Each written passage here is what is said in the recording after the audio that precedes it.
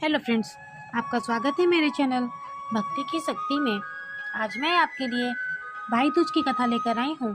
अगर आप मेरे चैनल पर नए हैं और अभी तक आपने मेरे चैनल को सब्सक्राइब नहीं किया है तो प्लीज़ सब्सक्राइब कर लें और बेल आइकन पर प्रेस कर दें ताकि मेरे नए आने वाली वीडियो की नोटिफिकेशन आपको मिलती रहे।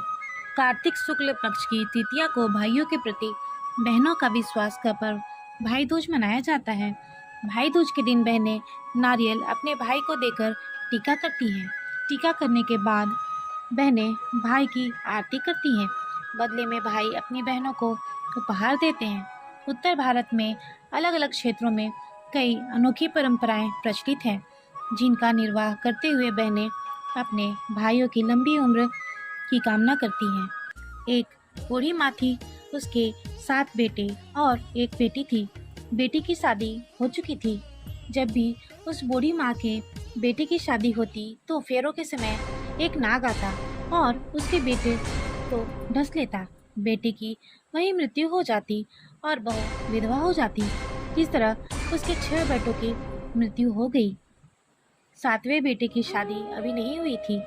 इस तरह अपने बेटों के मर जाने के दुख में रो रो कर वह माँ अंधी हो गई थी। एक बार भाई दूज का त्योहार आया तो उस लड़के ने अपनी माँ से कहा, माँ मैं बहन से तिलक कराने जाऊंगा। माँ बोली, ठीक है बेटे, तुम अपनी बहन के घर तिलक कराने चले जाओ। उधर जब बहन को पता चला कि उसका भाई आ रहा है तो वह खुशी से पागल होकर पड़ोसन के घर गई और पड़ोसन से पूछी कि जब बहुत प्यारा भाई घर आए तो क्या खाना बनाना चाहिए। पड़ोसन उसकी खुशी को देखकर जल भुन गई और जलन में बोली कि दूध से रसोई लीप और घी में चावल पका। तब बहन ने ऐसा ही किया। उधर जब भाई बहन के घर आ रहा था तो उसे रास्ते में एक सांप मिला। सांप उसे डसने ही वाला था तो भाई बोला, तुम मुझे क्यों डसना चाहते हो। सांप बोला, मैं तुम्हारा काल हूँ और मुझे तुमको डसना है। भाई बोला, मेरी बहन मेरा इंतजार कर रही है, मैं जब तिलक करा कर लौटूंगा तब तुम मुझे डस देना। सांप बोला, भला आज तक कोई अपनी मौत के लिए लौट कर आया है जो तुम आओगे। तब भाई ने कहा, अगर तुझे यकीन नहीं है तो तुम मेरे थैले में बैठ जाओ, जब मैं अपनी बहन से तिलक करा लूं तब तुम मुझे डस देना। सांप ने ऐसा ही किया। थोड़ी दूर जाने पर उसे एक शेर मिला। शेर ने उसे खाने की कोशिश की तो भाई ने उससे भी वही बात कही तो शेर भी मान गया। फिर थोड़ी दूर जाने पर उसे यमुना जी मिली। जैसे ही वो यमुना जी पार करने लगा तो यमुना जी उसे डुबोने के लिए ऊंची लहरें उठाने लगी। तब भाई ने यमुना जी से भी वही प्रार्थना की कि मेरी बहन इंतजार कर रही होगी, जब मैं लौट कर आऊँ तुम मुझे डुबो देना। यमुना जी भी भाई की बात मान गई। भाई बहन के घर पहुंच गया। दोनों भाई बहन मिलकर बहुत खुश हुए। भाई बोला, बहन जल्दी से खाना बना दो, मुझे बड़ी भूख लगी है। लेकिन बहन क्या करती, ना तो दूध की रसोई सूखी थी और ना ही घी में चावल पके थे।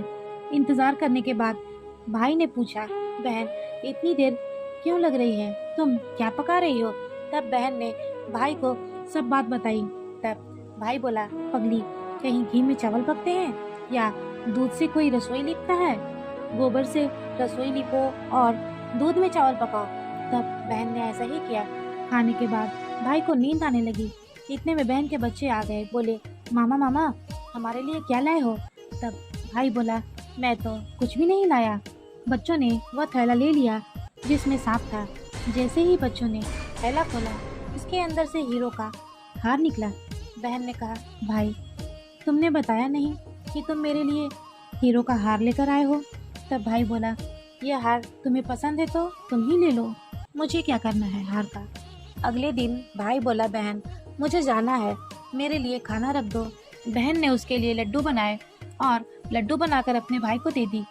भाई कुछ दूर गया तो वह थक गया और एक पेड़ के नीचे सो गया।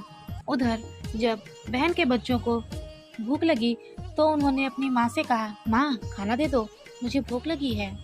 माँ ने कहा, खाना बनने में अभी थोड़ी देर है। तो बच्चे बोले, मामा को जो लड्डू दी वही दे दो।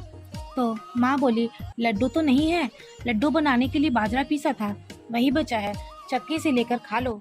बच्चों ने देखा चक्की में तो सांप की हड्डियां पड़ी हैं। बच्चों ने यह बात आकर अपनी माँ को बताई तो माँ पागल सी होकर भाई के पीछे भागी। रास्ते में लोगों से पूछती गई, किसी ने मेरे भाई को देखा है क्या? किसी ने मेरे भाई को देखा है क्या? तब एक आदमी बोला, हाँ, एक आदमी लेटा तो है पेड़ के नीचे, देख लो कहीं वही तुम्हारा भाई तो नहीं। वह भागी भागी उस पेड़ के नीचे गई, अपने भाई को नींद से उठाया और बोली, भैया तुमने वो लड्डू तो नहीं खाए ना?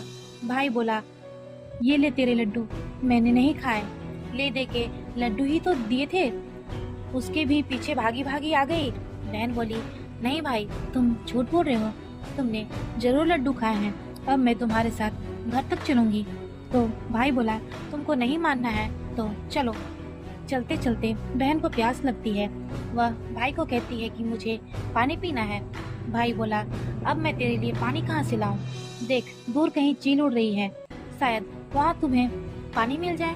तब बहन वहाँ गई और पानी पीकर लौट ही रही थी तो रास्ते में देखती है कि एक जगह जमीन में 6 शिलाएं गड़ी हैं और एक बिना गड़े हुए रखी है।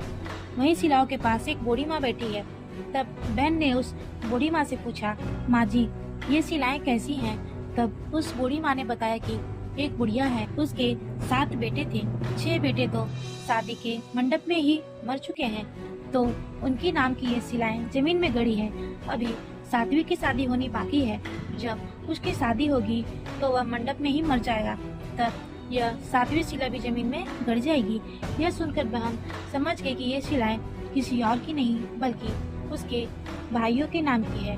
तब बहन ने उस बुढ़िया माँ से अपने भाई को बचाने का उपाय पूछा, वो अपने 7वें भाई को कैसे बचा सकती है। बूढ़ी माँ ने उसे उपाय बता दी। सब जानकर वह अपने बाल खोलकर पागलों की तरह अपने भाई को गालियां देने लगी। भाई के पास आकर बोली, तू तो चलेगा, कटेगा, मरेगा। भाई उसके इस व्यवहार को देखकर चौंक गया, पर उसे कुछ समझ नहीं आया। इसी तरह दोनों भाई बहन माँ के घर जाने लगे। रास्ते में वहीं सांप मिला। सांप ने उसे रोक लिया और भाई को डसने वाला था। तभी बहन ने दूध सांप के सामने रख दिया और आगे बढ़ गई।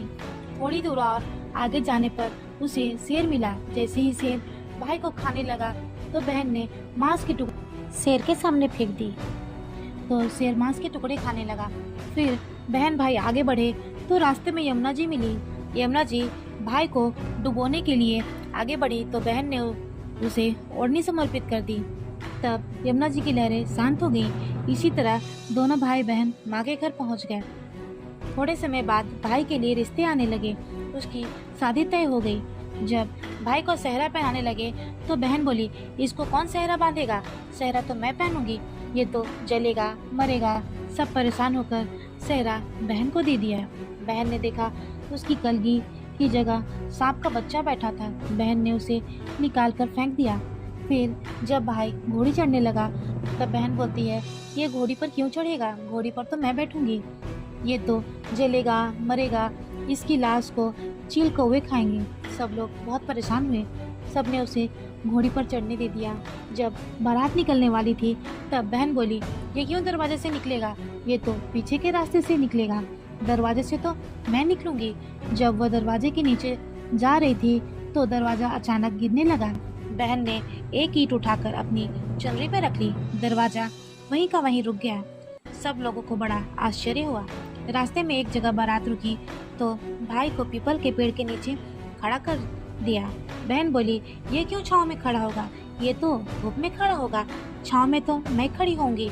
जैसे ही वह पेड़ के नीचे गई, पेड़ गिरने लगा। बहन ने एक पत्ता तोड़कर अपनी चुनरी में रख लिया। पेड़ भी वहीं का वहीं रुक गया। तब सबको विश्वास हो गया, ये बावली कोई जादू टोना सीख कर आई है जो बार बार अपने भाई की रक्षा कर रही है। ऐसे करते करते फेरों का समय आ गया।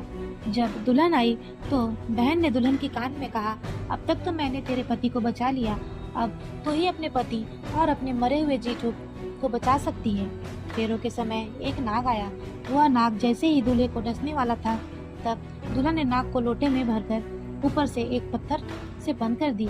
थोड़ी देर बाद नागिन नाग को ढूंढते हुए वहां आई और दुल्हन से बोली, तू मेरा पति छोड़।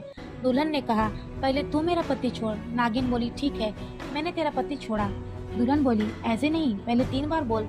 नागिन ने 3 बार बोला। फिर नागिन बोली, अब मेरे पति को छोड़। तब दुल्हन बोली, एक मेरे पति से क्या होगा, हंसने बोलने के लिए जेठ भी तो होने चाहिए, एक जेठ भी छोड़। नागिन ने जेठ के प्राण भी छोड़ दिए। फिर दुल्हन बोली, एक जेठ से लड़ाई हो गई तो एक और जेठ छोड़। फिर वो विदेश चला गया तो तीसरा जेठ भी छोड़। इस तरह दुल्हन ने 6 जेठ जीवित करा लिए। उधर बूढ़ी माँ का रो रो कर बुरा हाल था कि अब मेरा 7वां बेटा भी बाकी बेटों की तरह मर जाएगा। गांव वालों ने उसे बताया कि उसके 7 बेटा और 7 बहुएं आ रही हैं। तो माँ बोली, अगर यह बात सच है तो मेरी आंखों की रोशनी वापस आ जाए और मेरे सीने से दूध की धार बहने लगे। ऐसा ही हुआ।